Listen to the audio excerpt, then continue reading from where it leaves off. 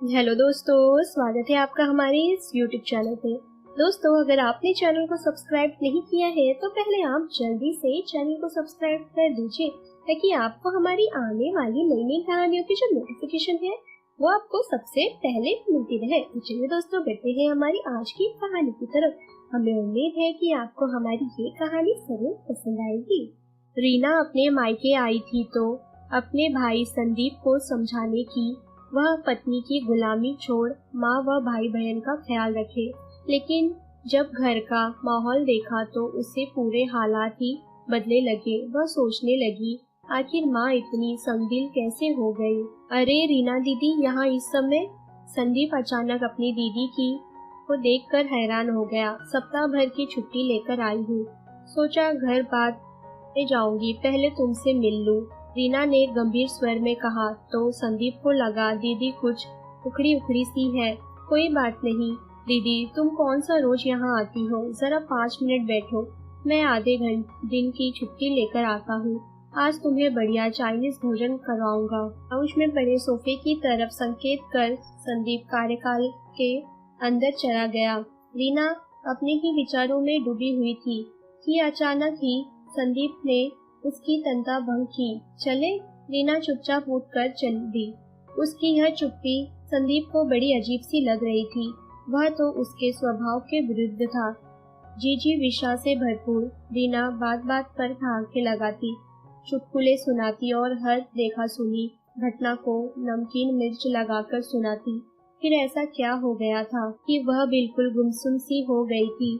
संदीप, मैं यहाँ चाइनीज खाने नहीं आई हूँ, रीना ने हौले से कहा। वह तो मैं देख ही रहा हूँ, पर बात क्या है? आनंद से झगड़ा हुआ है क्या, या फिर कोई और गंभीर समस्या आ खड़ी हुई है? संदीप की उत्सुकता बढ़ती जा रही थी कि आनंद और झगड़ा, क्या सभी को अपने जैसा समझ रखा है? पता है आनंद मेरा और अपनी माँ का कितना ख्याल रखता है, और माँ जी उनके व्यवहार से तो मुझे कभी लगा ही नहीं कि मैं उनकी बेटी नहीं हूँ। रीना बोली, सब जानता हूँ, सच पूछो तो तुम्हारी खुशहाल गृहस्थी देखकर कभी कभार बड़ी ईर्ष्या होती है। संदीप उदास भाव से मुस्कुराया। संदीप, जीवन को खुशियों भरा या दुख भरा बनाना अपने ही हाथ में है। सच पूछो तो मैं इसलिए यहाँ आई हूँ, कम से कम तुमसे वह प्रेरणा से मुझे ऐसी आशा न थी। आज सुबह माँ ने फोन किया था। फोन पर ही वे कितना रोई, कह रही थी कि तुम अब विवाह पूर्व वाले संदीप नहीं रह गए हो। प्रेरणा तुम्हें उंगलियों पर नचाती है। सनी, सोनाली और माँ की तो तुम्हें कोई चिंता ही नहीं है, रीना ने शिकायत की। और क्या कह रही थी? संदीप ने पूछा। क्या कहेगी बेचारी, इस आयु में पिताजी ने उन्हें छोड़ के चल दिए। 3 वर्षों में ही उनका क्या हाल हो गया है। सनी और सोनाली का भार उनके कंधों पर है और तुम उनसे अलग रहने की बात सोच रहे हो। रीना के स्वर में इतनी कड़वाहट थी कि संदीप को लगा इस आरोप प्रत्यारोप लगाने वाली युक्ति को वह जानता तक नहीं। उसे उम्मीद थी कि घर का और कोई सदस्य उसे समझे या न समझे, रीना अवश्य समझेगी, पर यहाँ तो पासा ही उल्टा पड़ गया था। अब कहाँ खो गए, किसी बात का जवाब क्यों नहीं देते? रीना झुंझला गई। तुमने मुझे जवाब देने योग्य रखा ही कहाँ है? मेरे मुंह खोलने से पहले ही तुमने तो एक तरफा फैसला भी सुना डाला कि सारा दोष मेरा व प्रेरणा का ही है। दीप तनिक नाराजगी से बोलो। ठीक है, फिर कुछ बोलते क्यों नहीं? तुम्हारा पक्ष सुनने के लिए ही मैं यहाँ आई हूँ, वरना तुमसे घर पर भी मिल सकती थी। मैं कोई साफ सफाई नहीं देना चाहता, ना ही तुमसे बात बीच बचाव की आशा रखता हूँ। मैं केवल तुमसे तटस्थता की उम्मीद करता हूँ। मैं चाहूँगा कि तुम 1 सप्ताह का अवकाश लेकर हमारे साथ आकर रहो। पता नहीं तुम मुझसे कैसी तटकटता की आशा लगाए बैठे हो। माँ भाई बहन आंसू बहाए तो मैं कैसे तटस्थ रहूंगी? रीना झुंझला गई। हमें अकेला छोड़ दो रीना, हम अपनी समस्याएं खुद सुलझा सकते हैं। संदीप ने अनुनय किया। अब तुम्हारे लिए अपनी सगी बहन पराई हो गई? माँ ठीक ही कह रही थी कि तुम बहुत बदल गए हो। प्रेरणा सचमुच तुम्हें उंगलियों पे नचा रही है। रीना दीदी, प्रेरणा तो तुम्हारी सहेली है, तुम्ही ने तो उससे मेरा विवाह की वकालत की थी, पर आज तुम ही माँ के सुर में सुर मिला रही हो। यही तो रोना है। मैंने सोचा था वह माँ को खुश रखेगी, हमारा घर खुशियों से भर जाएगा। पर हुआ उसका उल्टा। मैं कोई सफाई नहीं दूंगा, केवल एक प्रार्थना करूंगा कि तुम कुछ दिन हमारे साथ रहो, तभी तुम्हारी वस्तु स्थिति का पता चलेगा। ठीक है, यदि तुम जोर देते हो तो मैं आनंद से बात करूंगी। रीना ने उठ खड़ी हुई। तो कब आ रही हो हमारे यहाँ रहने? संदीप ने बिल देते हुए प्रश्न किया। तुम्हारे यहाँ? रीना हंस दी। तो अब वह घर मेरा नहीं है क्या? मैं तुम्हें शब्द जाल में उलझा भी लूं तो क्या? सत्य तो यही है कि अब तुम्हारा घर तुम्हारा नहीं है। संदीप भी हंस दिया। लगभग सप्ताह भर बाद रीना को सूटकेस व बैग समेत आते देख छोटी बहन सोनाली दूर से ही चिल्लाई, अरे दीदी, क्या जीजा जी से झगड़ा हो गया? क्यों बिना झगड़ा किए मैं अपने घर रहने नहीं आ सकती क्या? ले नीनू को पकड़। उनने गोद में उठाए हुए अपने पुत्र की ओर संकेत किया। सोनाली ने रीना की गोद से नीनू को लिया और बाहर की ओर भागी। रुको सोनाली, कहाँ जा रही हो? अभी आ जाएगी, अपनी सहेलियों से नीनू को मिलवाऊंगी।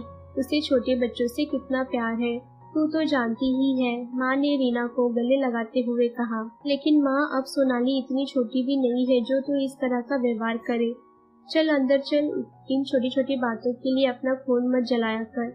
माना अभी सोनाली में बचपना है, एक बार विवाह हो गया तो अपने आप जिम्मेदारियां समझने लगेगी। माँ हाथ पकड़कर रीना को अंदर लिया गई। हाँ, विवाह की बात से याद आया, सोनाली कब तक बच्ची बनी रहेगी? नौकरी क्यों नहीं ढूंढती? इस तरह विवाह में भी सहायता मिलेगी। रीना बोली, बहन का विवाह करना भैया भाभी का कर्तव्य होता है, उन्हें क्यों नहीं समझ चाहती? मेरी फूल सी बच्ची नौकरी करके अपने लिए दहेज जुटाएगी? माँ बिफर उठी। मेरा यह मतलब नहीं था, पर आजकल अधिकतर लड़कियां नौकरी करने लगी है। ससुराल वाले भी कमाऊ वधू चाहते हैं। इनकी दूर के रिश्ते की मौसी का लड़का आशीष बैंक में काम करता है, पर उसे कमाऊ बीबी चाहिए। वैसे भी इसमें इतना नाराज होने की क्या बात है? सोनाली काम करेगी तो उसे इधर उधर घूमने का समय नहीं मिलेगा, फिर अपना भी कुछ पैसा जमा कर लेगी। तुम्हें याद है ना माँ, पिताजी ने पढ़ाई समाप्त करते ही मुझे नौकरी करने की सलाह दी थी। वे हमेशा लड़कियों के स्वावलंबी होने पर जोर देते थे। रीना बोली, अरे दीदी, कैसी बातें कर रही हो? जरा सी बच्ची के कंधों पर नौकरी का बोझ डालना चाहती हो? भी संदीप का स्वर सुनकर रीना चौंक कर मुड़ी। प्रेरणा व संदीप उन जाने कितनी देर से पीछे खड़े थे। संदीप के स्वर का व्यंग उससे छिप न सका।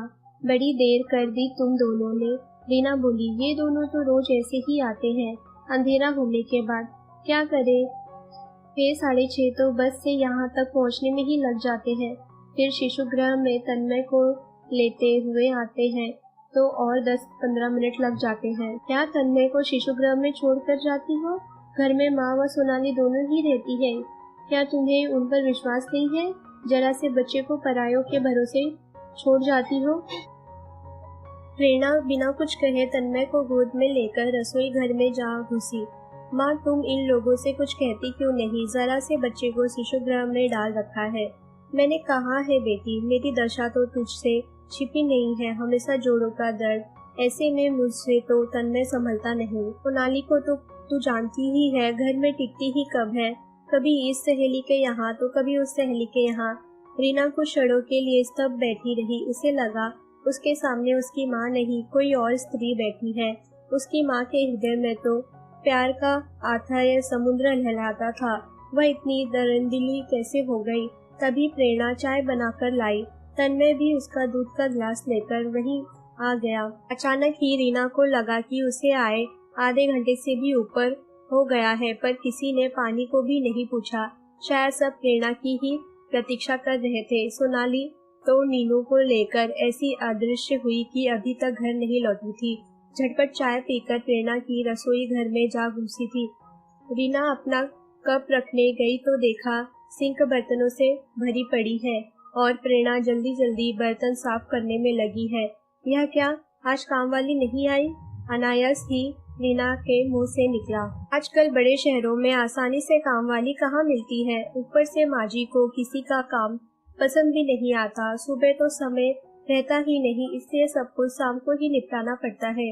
अच्छा, यह बता कि आज क्या पकेगा? मैं भोजन का प्रबंध करती हूँ।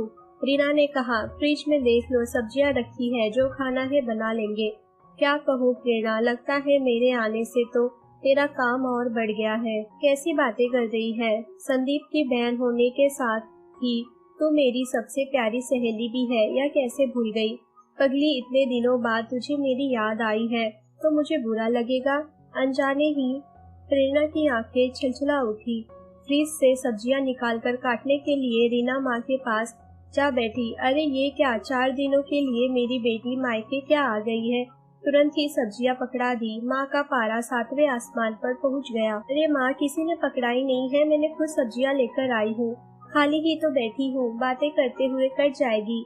रीना ने बात पूरी नहीं की थी कि संदीप ने आकर उसके हाथ से थाली ले ली और कुर्सी खींचकर वही बैठकर जिया काटने लगा। यहाँ बैठा है ना जोरू का गुलाम, यह सब्जी काट देगा, खाना बना लेगा, तन्मय को नहला धुला भी देगा, दिन रात पत्नी के चारों तरफ चक्कर लगाता रहेगा। माँ का व्यंग सुनकर संदीप का चेहरा कस गया। वह कोई कड़वा उत्तर देता इससे पहले ही रीना बोल पड़ी, तो क्या हुआ, अपने घर का काम ही तो कर रहा है। उसने हंसकर वातावरण को हल्का बनाने का प्रयत्न किया। जो जिस काम का है उसी को शोभा देता है। संदीप को तो मैंने उसके पैर तक दबाते देखा है। उस दिन बेचारे दर्द से तड़प रही थी, तेज बुखार था। संदीप ने धीरे से कहा, फिर भी पति पत्नी की सेवा करे, तौबा तौबा। माँ ने कानों पर हाथ रखते हुए आंखें मूंदकर अपने भाव प्रकट किए। माँ, अब वह जमाना नहीं रहा। पति पत्नी एक ही गाड़ी के 2 पहियों की तरह मिलकर गृहस्थी चलाते हैं।